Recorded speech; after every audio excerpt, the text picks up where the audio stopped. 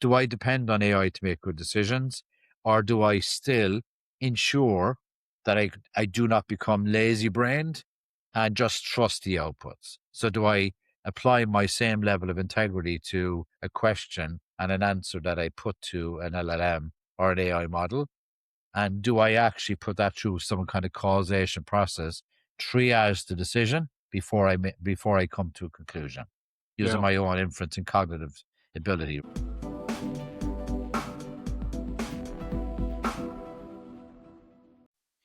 Ladies and gentlemen, welcome to a new episode of the BPM 360 podcast. My name's Caspar, your host, and with me is in these hot days that we have now, my good friend and co-host Russell.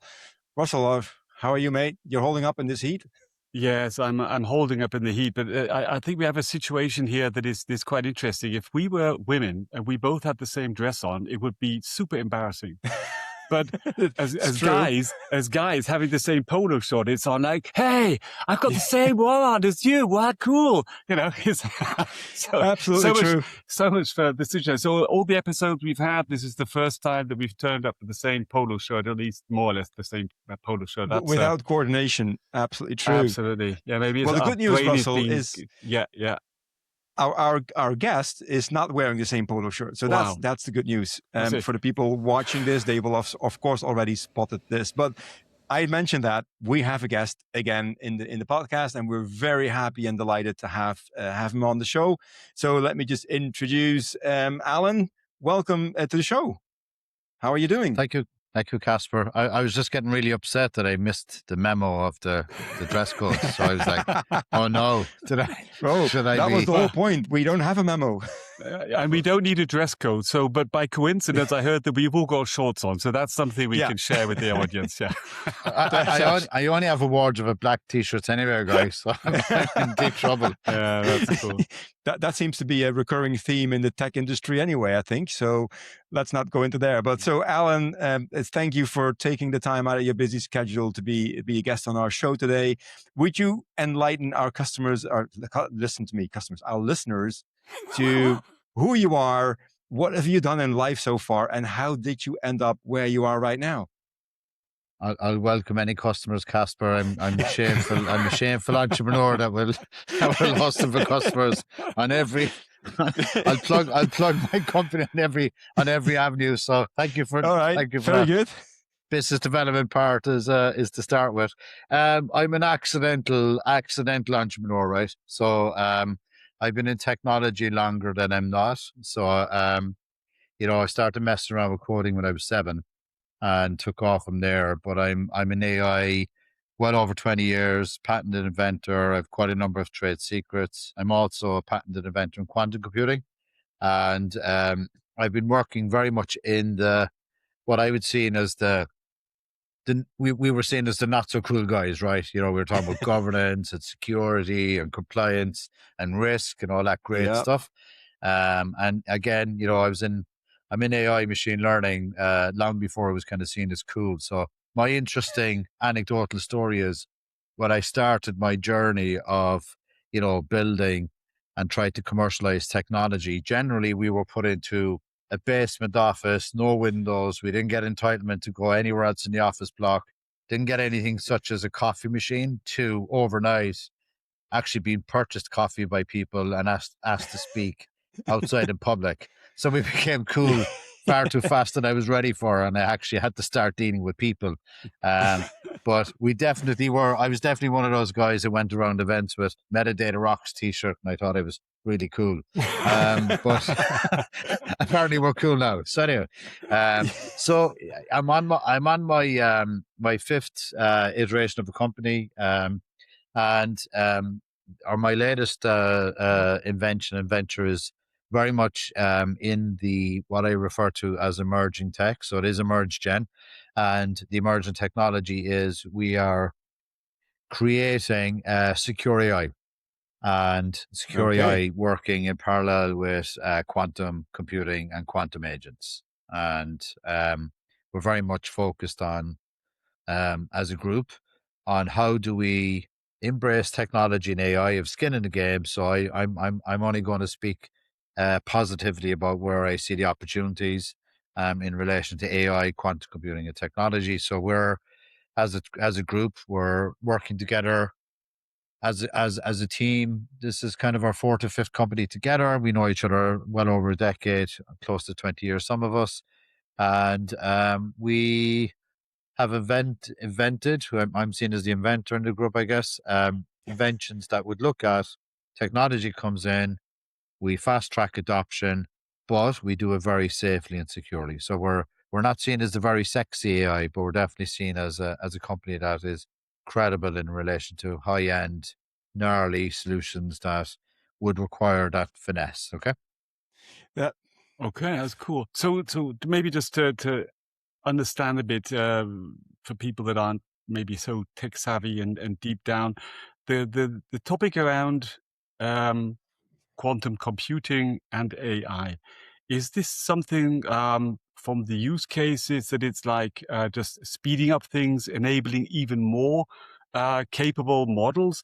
Or is it something, what are the capabilities or the inventions you're working around this aspect of it that you think are they're not there yet, but will be impacting the current market on the AI as we see it today? How is that being formed in the future by what you're working on? Maybe also in some tangible like examples.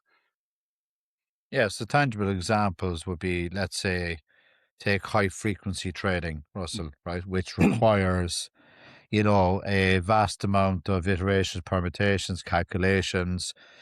Speed and accuracy and reliability is a key function Mm-hmm. of making a deterministic or a decision. Okay.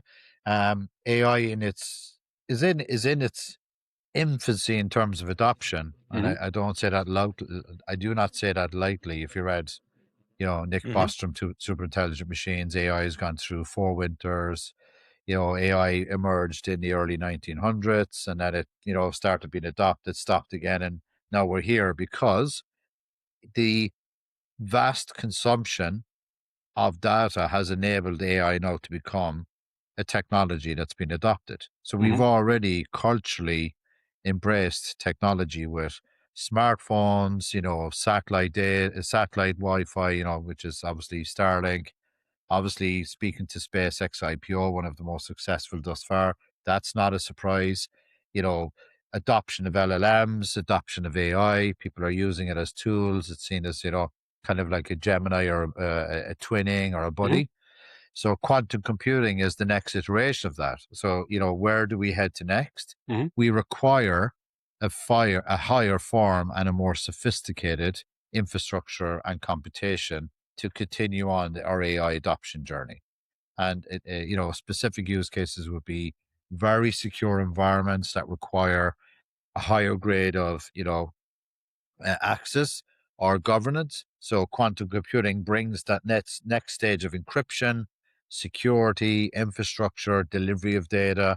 And then obviously, if you look at the two different technology stacks, and I've spoke to this of late, popular or unpopular, but I'll kind of, quite binary call it as I see it. We are in that era of questioning Moore's law. If more computation was added to AI, would it still scale? In my humble opinion, no. So it does require the next iteration of scaling out architecture, which I believe is quantum computing. Okay. Interesting. And okay, so I also in the context of Fable 5 being turned off, and I also heard this topic around, say, that a lot of encryption technology can now be, let's say hacked, or they foresee that this has been hacked. So this balancing of developing, let's say, applications that then ensure that we have encryption technologies that are not hackable by the technology that is actually managing. It seems like a competition of good and bad, good and evil, trying to outrun each other in positive capabilities, but there's always like this negative aspect of it as well. So I think when developing these I say technologies, there's always, I think it's becoming harder and harder to actually fathom out the negative as well as the positive capabilities that come as a sidekick with the evolving technologies. And what I understand is why I guess that's why this aspect of securing this environment is something of such great relevance now, where before you would say, yeah, I can be hacked. Oh, there's a phishing email. Yeah, let's take care. But the speed and the chance that it was happening, I guess, was much lower than it is now. And I think I think a lot of the let's say society doesn't really understand what really is happening out there, because they're just being told the narrative of the positive. Yeah? And if it's negative, it sounds then it's like the devil. Yeah. But I think the reality is somewhere in the middle. So, in how far is it for you as a company, and as a like in your venture and in your company? How is that being perceived when you're going out and communicating? Is that something where you see that there is an evolving understanding of where we are currently and where we're heading, or do you see that there is a big gap between actually the society easily using a lot of these tools, but not really understanding the risks and the full capabilities and the stages that we need to actually move forward on? I mean, I'll draw to an anecdotal story, Russell. Which this is a very important topic, and it's a very very important question. I thank you for that, and I draw to an image. I'm not sure if you're familiar with this image. It's Fifth Avenue in New York, and it's in, I think it was taken in Easter of 1900. And the street is wall to wall with horses, and you can barely see a car in sight. And then if you look at the same image, fast forward to 1913, and it's almost entirely automobiles, right? That's like a 13-year total transformation, right? So as a human race, this is not the first time that we've experienced very quick and speedy adoption to a technology that people really didn't understand. And if you think of that nuance, so we went from, okay, horse riding, which is relatively something that could be controlled, there's certain speed element, there's guardrails, to automobiles everywhere, no licensing, no airbags, no speed limits, no indicators, no indicators, and no flashing no cameras. rules in terms of who, if you had money, you would drive a car. That's it. To the point that regulation kind of caught up, and it was kind of like, whoa, okay, we got to put, ABS systems in place. We got to put airbags. People have to wear seatbelts. We have to put speed limits in place. We have to put an age limit. Insurance industry came in, right? So that's where we are today with AI. So in terms of the good, the bad, and the different, really is irrelevant, because the users have already decided. And they've already decided that they're going to use it. And I have 4 children. I could imagine going to my 4 children saying, you can no longer use your smartphone, and I need you to delete all your apps that you work with on a daily basis that have some kind of AI form. Okay. And I think the difference to other technology is this technology has adopted and been adopted so quickly because it has been the users in each of the organizations have dictated the AI adoption capacity or velocity. So if you go into companies, generally when we were adopting technology like personal computers or Microsoft, there would be some kind of standard set within an organization. They would say, I want you to use this tool. This is our technology of preference. Now it's the other way around, right? It's the transverse. Now companies are listening to employees and members of the team to say, what application are you using the most? I'm using ChatGPT. In some instances, they're even using private instances in a public and private instances in a company, right? This is where the vacuum is going to start heading in terms of how do you now retrospectively start to put some kind of version control, standards, governance, risk, remove, the sharing of intellectual property into public facing tools, right? So I think where we're going to kind of pivot to is the regulatory requirements and the framework that's now being discussed for quite some time. And I was heavily involved in that team in 2014. I was actually ministerial appointment in Europe in relation to, national strategy in AI, policies, procedures, frameworks. And I also work closely with IEEE in terms of standards. And I think everybody is aware that something has to come in. It's at the rate and pace that needs to be introduced. is the key component for that, right? And I think, Russell, the good, the bad, and the different is it is for the first time in my life. It's down to perspective. How does one perceive the benefits of AI in relation to their day-to-day operation? Is it good or bad? Do I depend on AI to make good decisions, or do I still ensure that I do not become lazy-brained and just trust the outputs? So do I apply my same level of integrity to a question and an answer that I put to an LLM or an AI model? And do I actually put that through some kind of causation process, triage the decision before I come to a conclusion, using my own inference and cognitive ability, right? The short answer to that is probably 99.99% of people do not do that right now. Yeah, and it started before the AI journey. Sorry, because I think the way apps and the smartphones have been slowly but surely developed to optimize you get a picture, you swipe left or right, it's an easy decision. The answers, what you are being produced is it's likable, yeah. So it really is I think the society before AI was there, or already there were large and machine learning algorithms behind it that were optimizing the content you see, etc. They've been making people to a certain extent a bit lazy in their cognitive decisions that they're taking. And the question is, and I really like that picture there, or let's say this aspect of that now. You're not just coming top down and saying this is a PC to use and this is the process you use, but it's coming from, it's like a root aspect that where you go down the bottom. But if you come up with guardrails and compliance, they're coming top down again. So you have, on the one hand, you have these advantages of everybody working with this technology and finding out best how to use it. And then the compliance, I think it's not the way typically compliance and rules would just say, here's the policy, read it through, sign here, oblige to it. And with the old thinking of not experimenting and just doing what the company tells you to do, very black and white now formulated, you could come up with a policy and say, stick to it. And people say, okay. But now you have like this grassroots, say, usage of AI, which to a certain extent really expands a lot of the positive aspects of how I can do my job better in the now and in the future. And now, how do you, let's say, feed in compliance and security guardrails without just saying top down, no, you're not allowed to do that anymore. And I think that's the balance we have to find. We have to find a new way of getting these people to start revalidating what the outcome is, turning on their brains, but also to embrace the compliance more and understanding the purpose of the guardrails rather than just pushing them on them.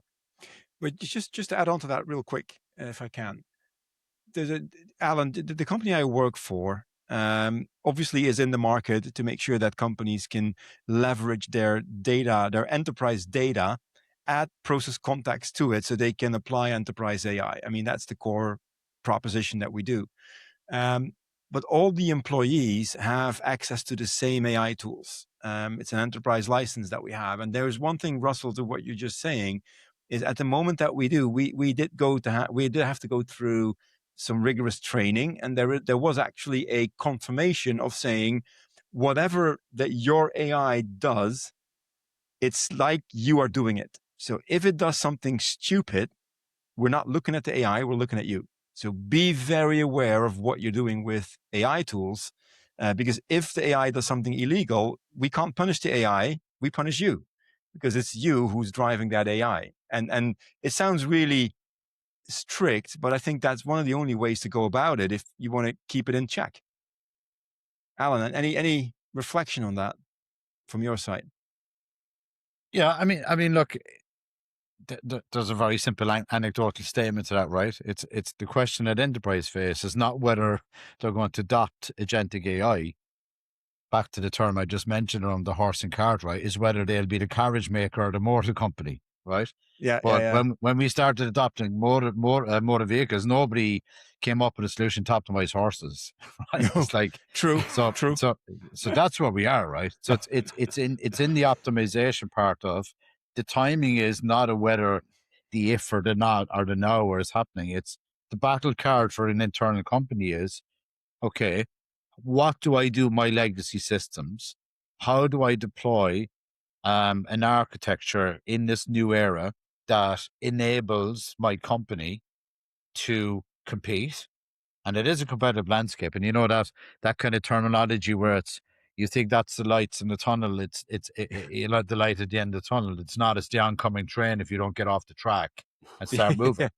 And that's we're going to see carnage in classic traditional businesses that have not pivoted quickly enough. And also the part is just echoing what you said, Caspar, is that if you think of the logic tree or the causation or even how people infer today relating to their day-to-day, their tasks that they're going to complete, right? If you put into any LLM and ask a question and say, what is the essence of an 8-hour working day? It will prop up Henry Ford manufacturing line created the 8-hour working day to ensure that they maximized the amount of production in a factory. And if you look at the new generation that are coming up, they're going to read this and say, I don't need to work 8 hours a day. I can work an hour a day, make the same money. AI can do the rest for me. And I'll be as efficient to the company as I was last year, doing the same job that I'm doing now, but I'm using a suite of tools to do that. And nobody's going to argue with that, right? Yeah. So now what we need to pivot to is the mindset of, is that acceptable or not? Okay. It depends on who you ask. Correct. Acceptable for the employee. I'm not saying I have the answer to that, but if I was to hedge my bets, I'd say most likely I'd start investing in windsurfing companies and surfboards and beaches, right? Because there's going to be a lot of people doing that. A lot of people making a lot of money. They're going to have a lot more time on their hands, right? That's my humble view, and I think it's naive of everybody to think to see that, there's going to be a gravitation pull towards. I've heard recently, tell everybody become an electrician, plumber, and get into labor. That that's unrealistic. I mean, I could look at my kids myself. 3 of them can already code. They're very tech savvy. They're very they're very aware of how technology can benefit them. They're also very cognizant and conscious of the risks. But they will find something that they're really good at that enhances their digital skills that they've developed from a very, very early age. Yeah. But you actually saying, but on the other hand, so if you can have an outcome in 2 hours, how do you estimate the value? And with a lot of jobs, I would think that's easy. I don't know.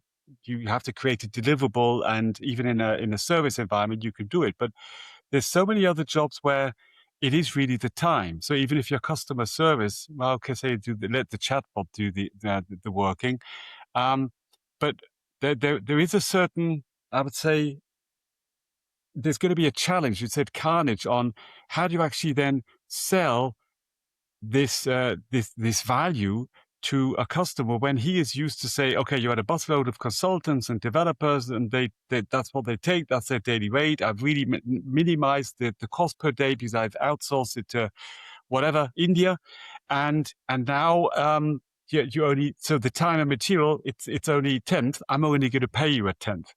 And all these years, that has been the business model. So the plumber was paid per hour, 8 hours a day. And the service industry was also, I invest my time and that's good. Bankers, maybe some brokerage people, they were just incentivized on how much margin they did. But I would say 80% of our business, the resource and the work people were putting into it were mainly paid on some form of a time and material base. And that disruption, I think it's massive. I think it really is massive, because if you think that, say, everybody can code now, so the value of coding must go down because everybody can code. Before, there was a specialist who had his knowledge that he kept there, and he knew how to program COBOL or whatever, an AS400 or a mainframe, and he was valuable because he knew something others didn't. Now, not so much. On the other hand, a plumber or an electrician, he has to be there on site, and the work takes time. and it's not going to AI or even take maybe some robots of help people not having to dig everything. They can use a bagger, but then it was not disruptive in this pace when people went from just using shovels to using some kind of like diggers. Yeah, isn't that fundamentally going to be a societal carnage beyond just a business carnage? If you take the benign view or the cynical view, right? So the benign view would be, again, I kind of like to use the manufacturing industry or the industrial revolution as some kind of benchmark or baseline, because it's quite relevant, right? Mhm. If you think of the emerging industries, and if you think of 1910, let's say, to sales of passenger cars rose from 181,000 to 4.5 million by 1929, right? Yeah. But then if you look at the ancillary businesses that spawned from that, you've got petroleum business, roadways, manufacturing of, equipment that go into vehicles, clothing lines, different, it became a style, it became a prestige. And then if you kind of just step sideways, we've been transitioning to that slowly: personal computer, smart devices, more smarter devices, smarter again devices. Now the systems that sit within that have become smarter, but it's not just isolated. And this is the difference. It's not isolated to one industry. Now we're ending up in a situation where, smarter customer care systems is easier to bank. It's a lot more efficient, less time spent on the day-to-day operation of it. You go into a store, even, grocery shopping, it's an automated tilling system, or in some instances, you've got an AI store where you just pick up the stuff and you walk out. So there's a lot of industries that we're probably aware of them consciously, or unconsciously, but consciously, we're not sure where it's going to pivot yet.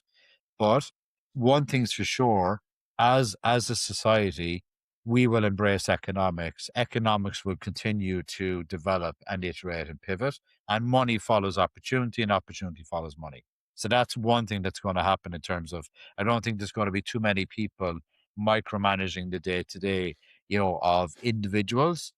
They're going to micromanage the profitability and the economic side that will drive change. And that's where we're going to pivot, right? Just a interesting thought here, Alan. If we take a look, just take a simple thing like business travel. If I look at the way that I traveled when I started business traveling, like early 2000, that is so completely and fundamentally different than it is now. I mean, the modalities are still the same. You take a train, you take a plane, but the experience you have by the new technology that we have over the years and the AI is the only thing you really actually need nowadays to go somewhere is a smartphone. You don't need printed tickets anymore. You don't need, well, you might need a passport, obviously, but all of that, and it doesn't only limit itself to travel, I would say, but it goes everywhere. It also creates a single point of failure, which is your smart device that gets smarter every day. But oh God, if you lose it, you're in deep trouble, because everything you need to go through your day is actually going through that device. How would we deal with that in the future? Let's get deep into this. It's weird that you brought this up, because I just had a conversation about this last week, and anecdotal story, and then I'll bleed straight into the question, which is, sure, somebody was questioning my comfort with AI, quantum computing. I was speaking to automation. Okay, so autonomous vehicles and such, and I just used an anecdotal story. I said, if you boarded a flight and the pilot, greetings from the flight deck, by the way, I'm not going to do anything for the entire flight. It's actually being done by the autopilot, and I'm going to sit here just in case a pigeon hits the screen and I need to take over the controls. How many people would sit on the aircraft?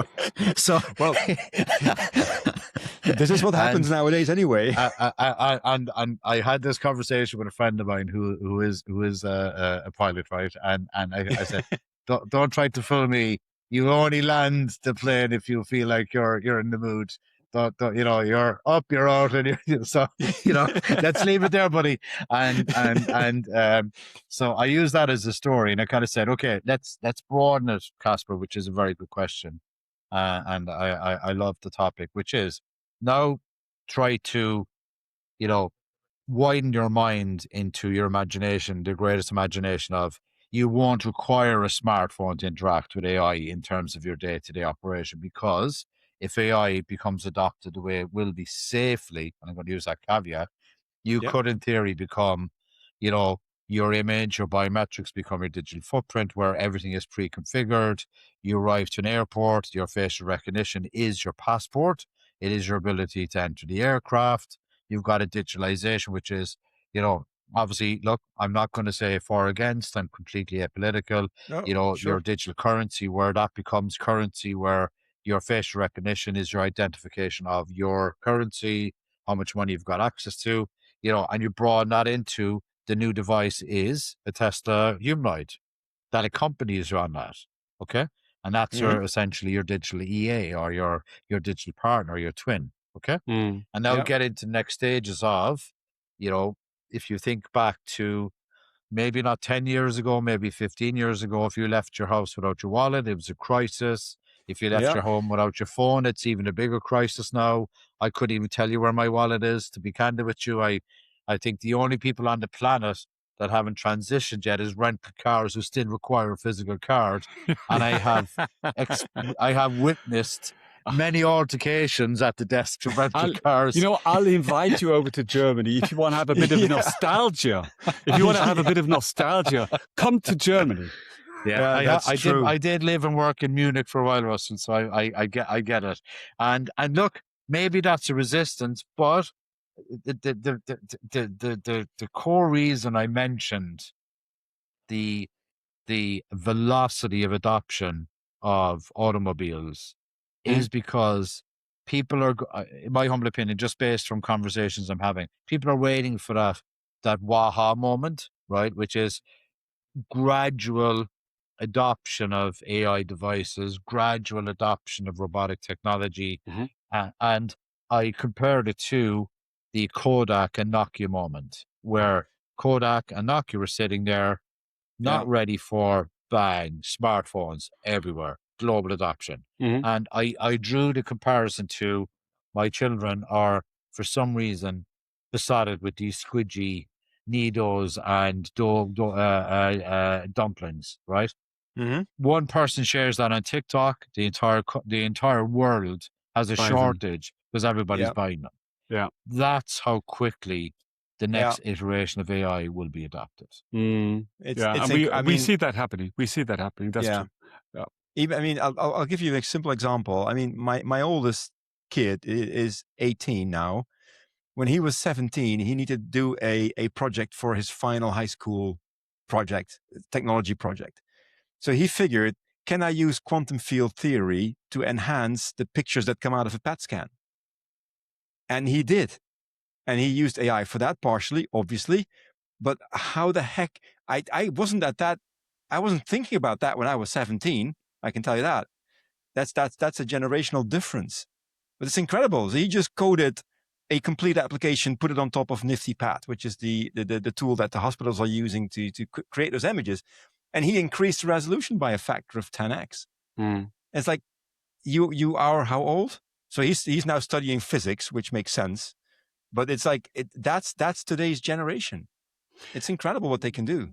Well, and I think that's most probably the skill that you have to look for, the applications and say the grassroots, say, what is my problem in a day-to-day situation or in some more sophisticated business environment, and really where before you would be locked on actually piloting and working out a solution because it would have been so much infrastructure talking here and there, but you can actually you could pilot real working solutions in such a time that it really is that's a game changer. I think so that's where young people have to, as you said, they need to code, but will they be working as a coder? No, they will find some field where they will be applying this basic knowledge in a matter that we cannot fathom out yet.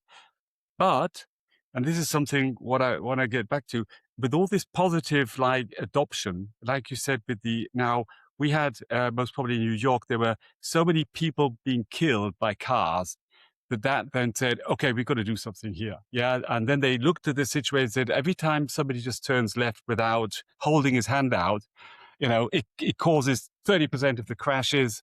And that's why and somebody comes up, let's build an indicator. So there was a clear reaction to something not good happening. Now, what is so how, and there was a bit of a lag there, but there was also, because human beings being killed, and obviously the car was fault, and it was like, it was very clear that there's something that they had to do. And then they came up with the regulations and the inventions to actually cater for this, safer brakes and whatever. Now, what is the situation currently as we are standing now with all this, let's say, positive, but you also see in the news the negative, cyber criminality, people hacking, theft of personal data, down to suicide of kids. How would you, when you take your anecdote, looking back at New York, where are we standing there? Do you think that this society or the actors in this field are up to the game, or is the new technology always just 2 steps ahead, that let's say the bad and the different is something where it's hard to catch up? And how optimistic are you that it's just, there is a lag, bad things happen, but there is a good big society or people looking into it and really taking care that we follow up with the regulations? They will never overtake, but they will at least be following up to close the loops where they are before anything really catastrophic happens. What is your take on that, where we are? Because there's people that say it's doomsday, yeah, and other people that say it'll be all right. Where are we standing there? I'll answer your first part, Russell, because it's and just a quick digress, Caspar. That's not surprising. I have a kid 16, so I'm turning 17. So you can now put in a quantum random number generation and photon path splitting into an LLM, and then it'll produce the algorithms, and then you're into quantum, into the quantum realm, which is why I said the two of them are going to merge together, and I'm kind of pinning my colors to the mast of that, right? Yep. But Russell, if you think of what is the fundamental change in behavior that drives the adoption of regulation or restrictions, okay? And it's people. So the people would have said to the politicians, we're no longer going to accept, or the regulation, the people that are required for, the regulators, right?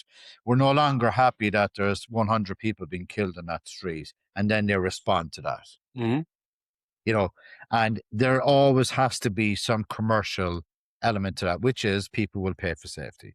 Mm-hmm. So you impress upon people to say, if I put ABS, countermeasures into the vehicle, will you pay $2,000 more to have your family safer in a vehicle? Yes, I will. And then that drives the commercial engine, and then innovation follows that nice and safely. And I always use the example of wind wipers, right? The wipers on a vehicle, which was created by an inventor. It wasn't adopted until somebody said, there's too many accidents where the wipers are starting in the rain, or people are crashing in poor weather conditions. And then Ford was, I believe, in my humble opinion, the first adopter of that. Okay. And then it was automated wipers. So we're in the same situation now with AI, which is AI has been published, it's been deployed, it's in mainstream, it's in everybody's phone device. They're using multiple different uses. There's a safety element now starting to emerge, which is people are starting to be aware that agentic technology has gone rogue. It's called cyber threats and issues. Mm-hmm. Now there's a commercial reason and a public perception reason to start applying safety measures. I started that journey. So when I founded EmergeGen, we're 3 years in, everything we've built has started from grassroots, audit trail, compliance, good governance, security, safety. And I will make no apologies for saying this with you guys. People laughed me out of the room when I said, this is a small language model with a focused language model with guardrails. It's very efficient. It's going to be a bit more costly in terms of it's more boutique, but you will only use us for the use cases that you cannot have any threat in relation to, leakage or cyber threats or IPs leakage. And I got laughed out of the room saying, LLMs will do that. And now, where are we? Less than 3 years. The very people that I met with less than 24 months ago are now engaging with us to come in and say, we're in deep trouble. Please fix this. Okay. Yep. And obviously the price has increased now. Yeah, that's the commercial side of things. You only get to say no to me, and that's that's far above my pay grade. I'm the inventor techie, so that's the commercial guys I've no doubt they're taking advantage of that. However, internally, the caveat to that is, as a group and company, we are very certain and determined that secure AI running with quantum to make sure and ensure that we can all adopt this technology very safely and secure. That is our mission statement, and it always has been. Oh, interesting.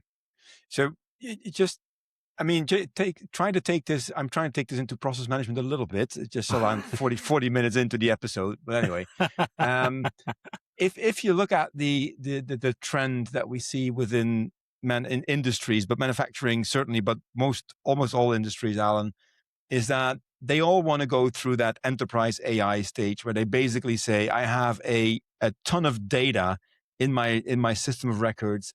How can I leverage that better to make faster decisions, to be more agile, to have a better, let's say, changing of my business model? The biggest thing I see is that the one thing they are missing very often is the business context. And that for me is the guardrails of what a company should know, and AI should know where should I stay within, and then do my thing, right? How do you look at that?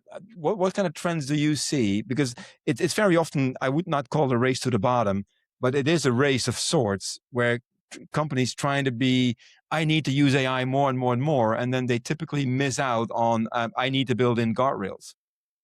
What was your experience on that? You're going to kick straight into because as I said to you, Caspar, I've been living and breathing machine learning, catalog engines, knowledge graph technology, ontology since my first invention in 2011, which is a patented invention, was cloning of machine learning models in a natural language process engine that created a semantic layer, right?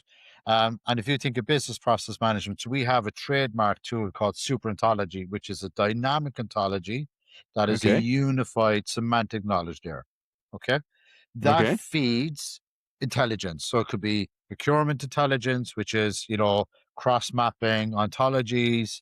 You've got regulatory compliance, which is an automated, curated control mapping, which, takes advantage of knowledge graph, which is a temporal knowledge graph. And then you've got semantic in terms of ERP, revenue operations, CRM. And then if you feed it down, you can have HR, financial reporting, supply chain risk, M&A due diligence, all that good stuff, right? Once that's into that data pipeline, we have a tool that has been created by our co-founder, who's my life partner also, who's coming from a legal compliance governance perspective, called Data Central, which is very self-explanatory, intersects all of the different data workflows into a pipeline where you can navigate through a dynamic ontology and readjust it by identifying entities that require resolution. Okay? What does that give you? That gives you a data integrity layer, which will then feed our zero gap agents. So they call that your core process layer. Okay? Once you deploy an agentic solution that has, completed a deep dive entity resolution, has created an ontology that's reliable and queryable, you're then into a knowledge structure, which essentially means, if you look at the transversal, what I spoke to, our term we use is ZGA, right? The agents will act upon a data integrity layer that involves the human to ensure that that's representative of the data. Yeah. Now scale that out. What does it mean? You have a governance layer, guardrails in place. You have a human at the end of the process. In my humble opinion, you should not remove humans from the process entirely. That will validate, yes, I am comfortable with this decision. And that brings accountability, responsibility, good hygiene, risk mitigation. It's business process management for our colleagues on steroids, because you can start building in that higher form of intelligence, which is the human, and that's my educated opinion on humans. Intelligence will never be replicated by agentic technology or AGI or any of those others. You cannot replace subject matter and subject domain experts that understand their field from an EQ level, intelligence level, to corner cases, exclusions, exceptions. So if you build in that hybrid architecture, which we've done, which will allow you to audit the algorithms, what does it create? Comfort that at some stage, if you need to reverse engineer your agents to understand where a decision was resolved or where a decision has come from, the inference engine is on steroids. Okay. Yeah. So that's how it transports and transposes. Really interesting. Actually, there was one point you just mentioned there as well. Is I also read an article about how to actually build up the models that you can actually, that they explain how they came to the decision or to the results. And I suppose now that you're getting more and more, let's say, power into these into the models, actually having more understanding of how they come to decisions is definitely very interesting, also from a compliance and guardrail perspective.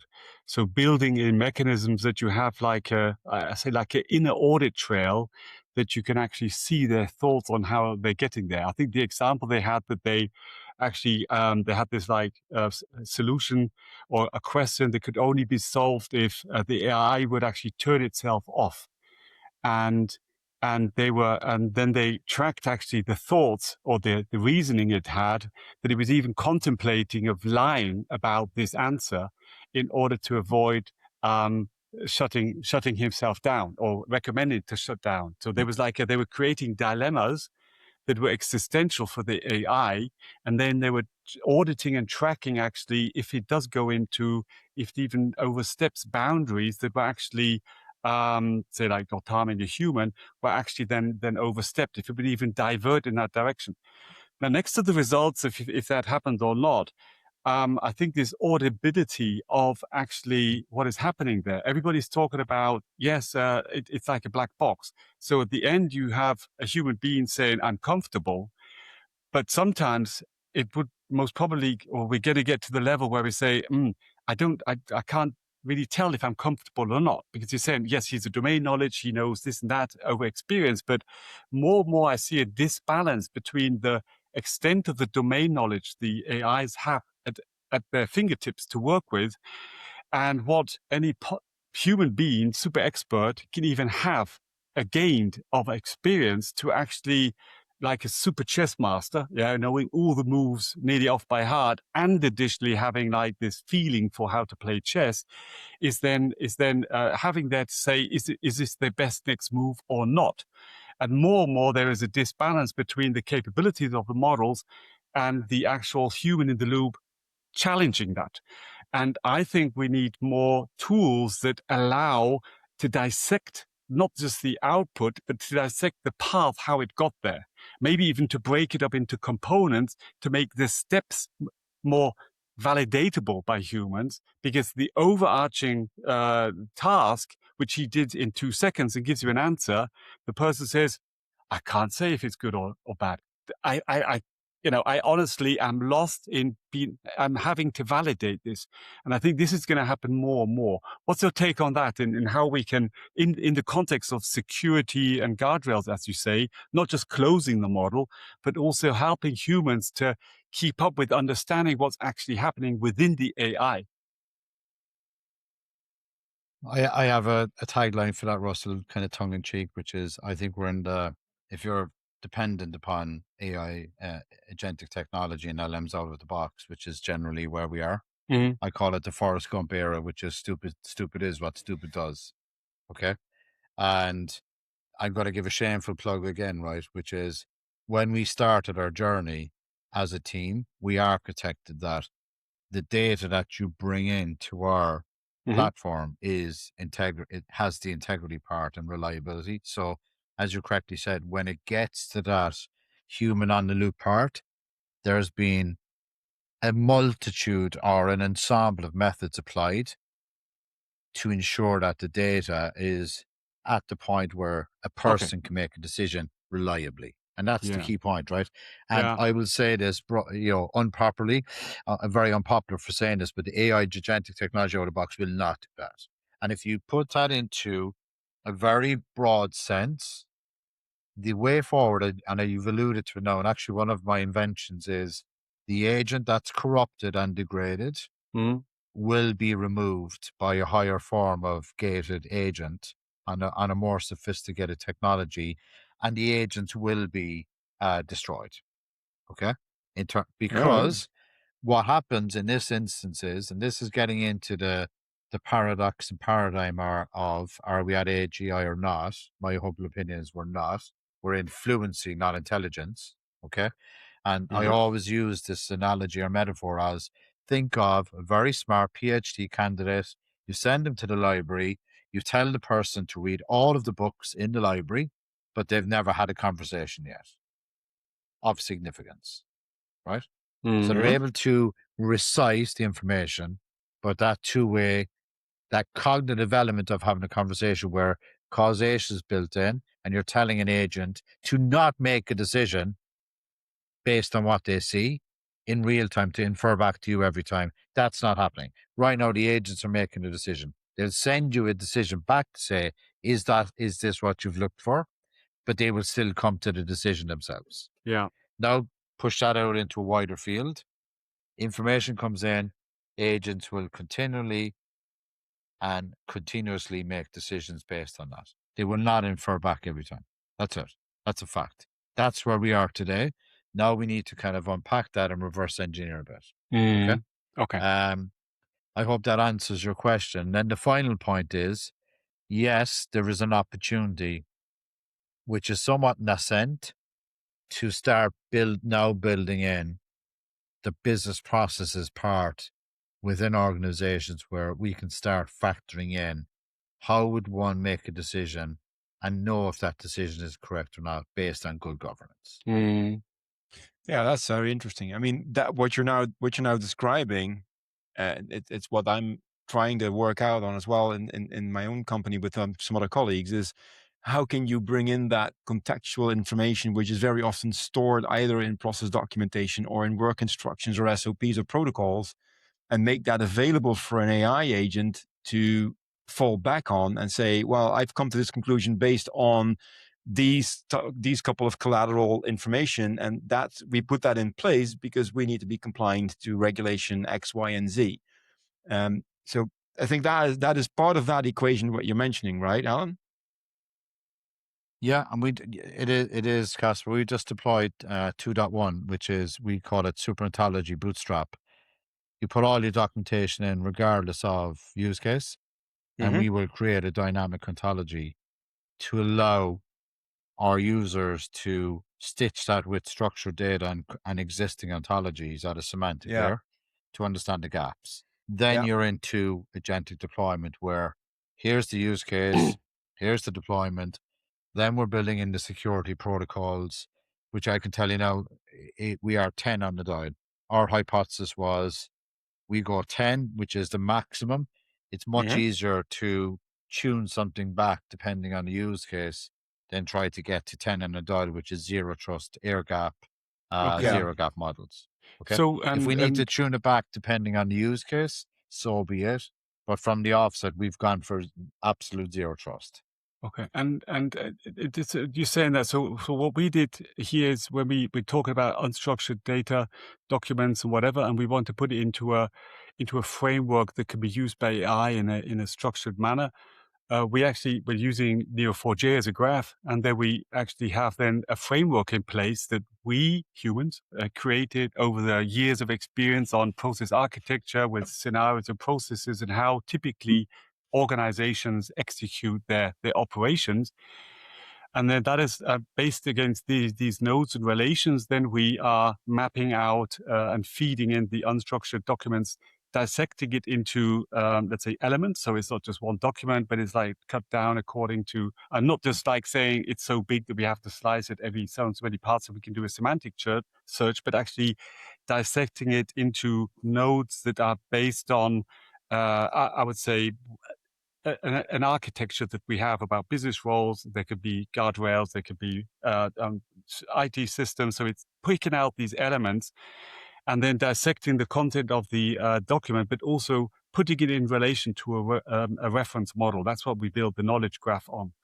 Once that's there, we purely let the LLM actually answer question based and against this model, and always give reference to which parts in the model it actually deducted this from. So you can backtrace its answer against the graph that you can actually also visualize and go through, do some queries to see if that actually makes sense. So that was our approach to say, sometimes take this black box answer and say, how did you come across that? And at least there is a very structured set of nodes and relations that you can traverse through to actually identify which one nodes and their relations he pulled together to actually answer a certain question. And that's helping us to at least give a bit of validation.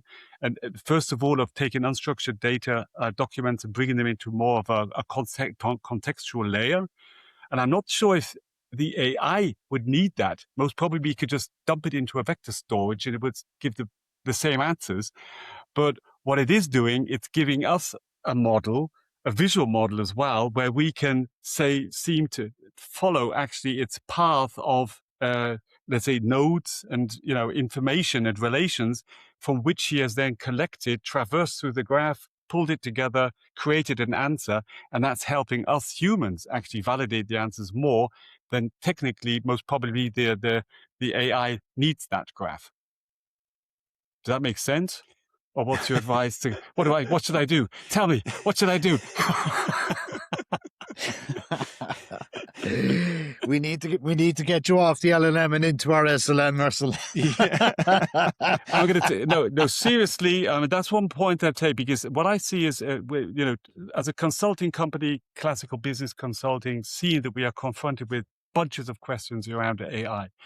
I believe our advisory services will revolve much more about how to implement AI safely.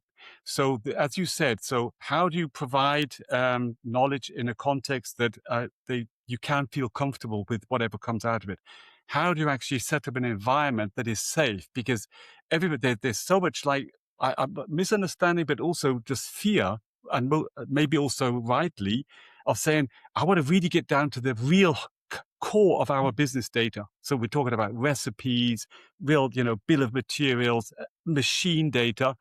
But there, the use cases are jumping into their face, but they're not going down there because of exactly this fear, and most probably rightly, of doing this in an unsecure environment. So that's why I think what you've been talking about and what you're inventing and venturing on is, I think it is spot on. And I think that is exactly the topic now. You more from the real technology perspective, but we also from the consulting perspective, is something where revolving around the impact on the processes is going to be fundamental. But the infrastructure, not just technical infrastructure, but let's say the compliance, the risk and the controls around it, the process themselves, they need rethinking completely under this new paradigm. And that's where I think really that's what I think is now. So I see ourselves as somebody like we want to be the inventors of, no, not the seat. You are the inventor of the indicator and the seatbelt, yeah? And seatbelts were not adopted to, yeah? And we're going to be the people that go in and says, seatbelts really make sense. Let's have a look at this video where somebody didn't have a seatbelt on. And now think about it if you want to use a seatbelt. So I think this is where, I prefer airbags, Russell. The airbags are cooler. It's kind of like... yeah, but in the 50s, we're the hidden safety. That's true. The hidden safety. That's true. But it's clear, without seatbelts, just airbag, you're not gonna... And we can get into roll cages and all that kind of stuff. So you've triggered a very important point. So if you look at our approach, the main specific small language model, focused language model, agents are inferring on that data. We're not bringing in hallucinations or any other, I'd say corrupted, but I use that broadly. I'm not saying they're corrupted, but I'm just saying that, sometimes you can have accidental malice or intentional mistakes or unintentional mistakes. We remove the nuance of accidental issues, right? Which is, it just is. It's binary. It's exclusions and exceptions are yes, no, black, white. Make a decision. Is it the correct decision to make or not? There's kind of no, there's no third option in that. It's yes or no. That was the correct decision to make. It's not bringing in all of these nuances, right? And I completely and unequivocally align with you in relation to the responsibility and onus is on us as providers to companies to, highlight the issues and risks associated with driving down the freeway or the autobahn with no airbags and with no seatbelts at speed. Okay, so we're here to not slow progress or the velocity of adoption. We're here to build in the processes and the guardrails to ensure that every journey on an agentic journey is not terminal to the business, right? Yeah. That's it. And that, the good thing, Caspar, let me just one thing. Autobahn, So what we're talking about is that we want to have a motorway like in Germany where you can drive as fast as you want to, but you've got a BMW that if you crash, you may survive. Whereas saying let's I do have BMWs, Russell. So I have a BMW for my family car. I have 4 children, and I've always had the BMW because they are. And I'm not just saying that because you're here. So you could be describing me there. But one other aspect, or maybe like a final question from my side. Yeah, that's going to be the last one, Russell, because we're out of time.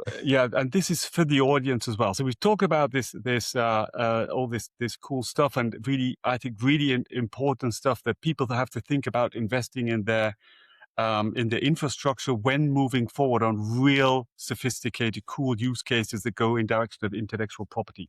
Now, is this something only Google and co can afford? Is it something that only the big tech companies can afford? Is it something that a mid-sized company in Germany that is like a hidden champion around technology, is it something they can afford? So what's your price tag and what industry are you aiming for? Is it something where you say everybody can do this?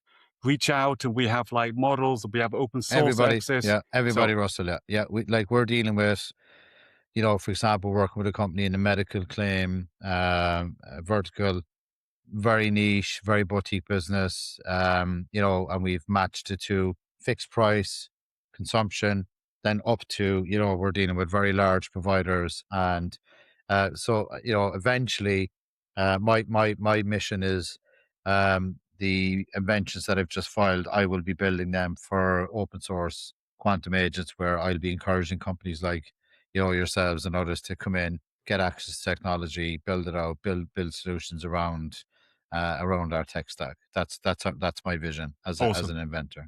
Awesome. Very cool.